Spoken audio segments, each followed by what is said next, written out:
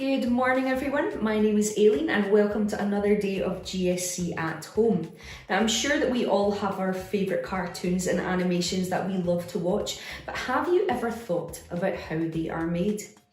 Well, technology has changed the way that animations are made these days, but the very earliest examples of animation actually use an optical illusion to make them work. And that is still the basis of the animations that we see today. Now, I want to show you something this morning, and you can actually make one for yourself. All you will need is some paper or card, some coloured pens or pencils, some string, a pair of scissors, and a glue stick. So today we are going to make something called a thaumatrope. And what you need is everything that you can see right here. The very first job for you is to draw 2 circles on your paper. Now it's probably a good idea to use something circular and draw around it, because that's going to give you 2 circles the same size. And what you need to do then is to cut them out. So you will be left with your 2 circles just like this. This is where you have to decide what it is that you want to draw. So it can be anything that you like. You can get creative here, and you're going to draw a picture on each side of your paper. Now I have decided today to draw a fish and a bowl. Okay, now what I did here was I drew the bowl first, and then I made some light pencil marks on this piece just so that I could make sure that my fish would be the right size to fit inside the bowl. But as I said, you can choose what you would like to draw. Now that we have finished both of our pictures, it is time to glue them together. Now, when it comes to gluing our pictures together today, what we have to do is make sure that we get them in the right way. So I'm going to take my fish first, and I want to make sure that my fish is facing up the way. And then I want my bowl to be upside down. Okay, so what we want to do is to flip them over so that you're gluing the opposite side, the plain side with no pictures on them. I'll get my glue, and you're just going to glue inside. There we go. I'm going to make sure I do a little bit on both pieces, just to make sure those edges stick. So my bowl is upside down, and I'm going to stick my fish facing me on top, and you'll want to try to get your edges to line up together as much as possible. Okay, so that means when I flip my picture, I have my bowl on one side and my fish on the other. And now it's time to make some holes in either side, and it's a good idea to get a parent or grown-up to help you with this part. So as you can see, I have now made a hole in either side of my picture. You want to try and get them even, one on either side. So you can use the pair of scissors, or you can use a hole punch to do this. But as I said, make sure you get a little bit of help for that. Now I have cut 2 lengths of string, about 10 centimetres each. And then what I've done is just to fold them over in the middle, so that it gives you a loop just like this one. Now I'm going to thread the loop through one of the holes in my pictures, give it a little pull just so that you've got that loop showing there, and then I'm going to thread the ends of the piece of string through the loop and pull. And I'm going to be a little bit gentle because I don't want to rip my picture.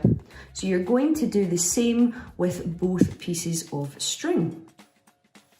Now when you have finished that step, your thaumatrope is complete and you are ready to try it out. So I have the fish on one side, the bowl on the other. What do you think might happen? Let's try it.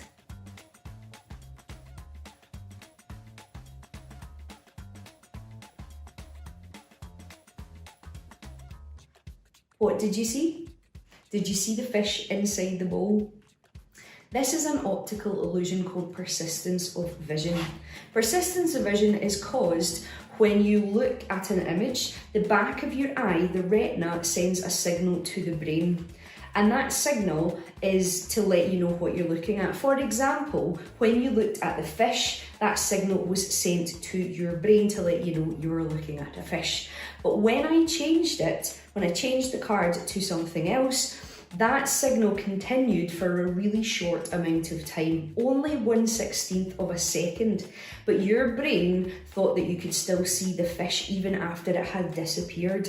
Now, although we know that these are two separate images, when we spin them quickly, our brain tells us that they have blended together into one image, and this is persistence of vision.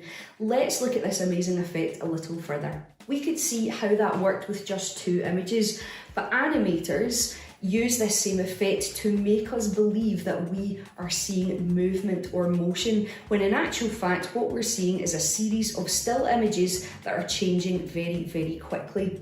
And this is how animations are made.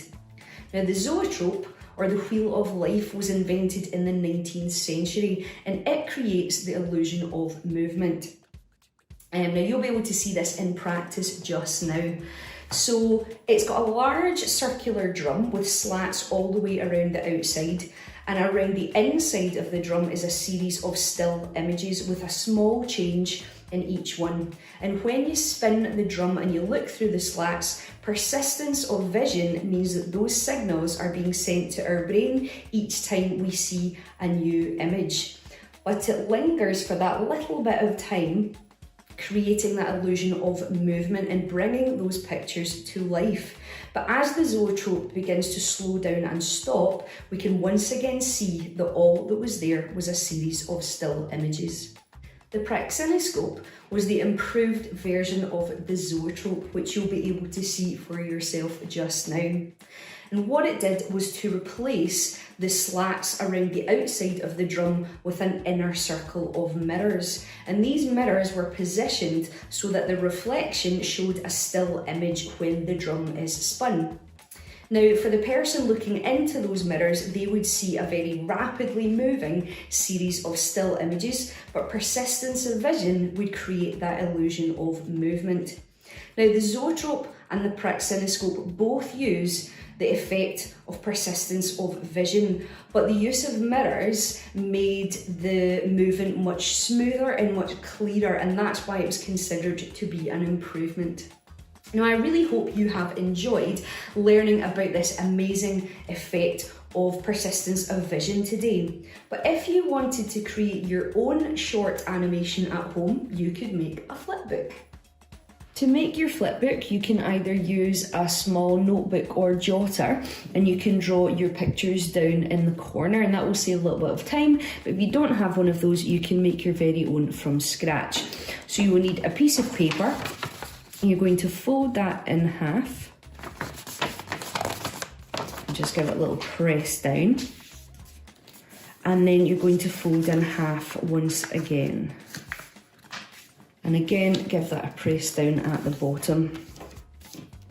So once you've done that, you can fold it back out, and you're going to have a piece of paper with these lines down the middle, and these are just a guide for you to cut. So you need to get your scissors and maybe get a grown-up to help you with this part as well, and you're going to cut down each of those lines, and that will give you 4 strips of paper, just like this. Now, with these 4 strips, you need to fold them in half once again. Give that a little press down. And then you're going to cut down that line as well with your scissors. And that will give you 8 pages for your flipbook.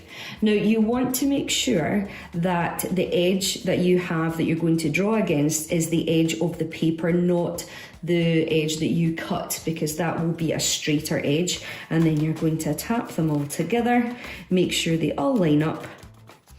And at this point, you can attach them either by stapling them or by using something called a bulldog clip, which looks just like this. Now, I would recommend that you do this same thing 2 or 3 times with 2 or 3 pieces of paper, and that will give you plenty bits to draw on in your flipbook.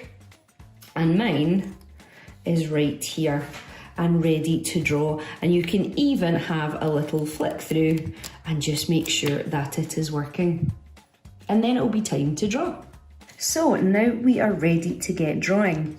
Now you can draw anything that you like. I would suggest that if this is your first flip book you've made, that you keep your idea quite simple. That is definitely what I'm going to do.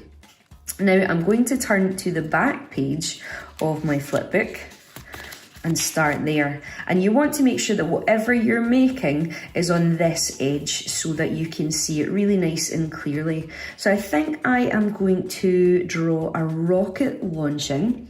So you'll see that I'm going to start with a little pencil drawing of a rocket because I want to be able to rub out any mistakes. But I am then going to go over it in a black marker. So if you've got a dark coloured felt tip pen at home, that would be a super duper thing to do. So there we have all the little pieces of my rocket. I think that will do it. So as I said, I'm now going to go over this in black marker. And the reason for that is because when I lay the next piece of paper on top, hopefully I'll be able to see just a little bit of the outline shining through the paper. And that means I don't have to guess where to draw the next one. I've got a bit of a guide to help me. So there's my little rocket. Let's see if that works. So yeah, if I lift that just a little bit, you can see that that is just shining through the paper enough for me to see. And I'm going to draw with a slight movement this time. So I'm going to take it up the way. I'm going to start just a tiny bit higher up. The thing to remember is to make your movements small in each picture. If you make a big change and a big movement in between each one, it's going to look a little bit clunky when you come to test it out. So keep your changes small and you can draw as many pictures in your flip book as you like, but I would recommend doing somewhere between 12 and 24. I think we'll maybe start to see a little bit of dust, a little rumble at the bottom of our rocket. So I'm just going to go over this yet again in black pen. And then I'm going to continue with my drawings until my rocket has moved all the way up and into space. So like I said, you can draw any idea that you like. And the more confident you get, the longer the animations you can make. So I'm going to go away just now and finish my flip book and I'll show you my results, and I hope that you start making yours too. Okay, so here is my finished flip book. Let's give it a try.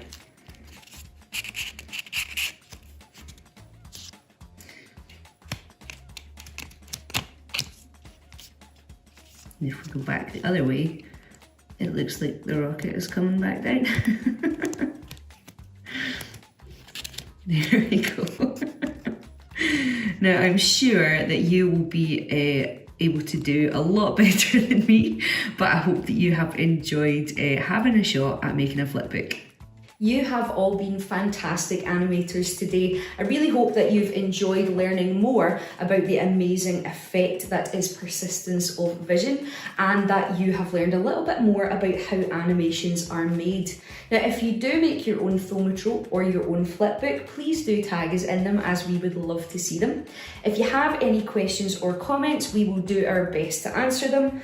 Thank you so much for joining us again today. Stay safe. Bye for now.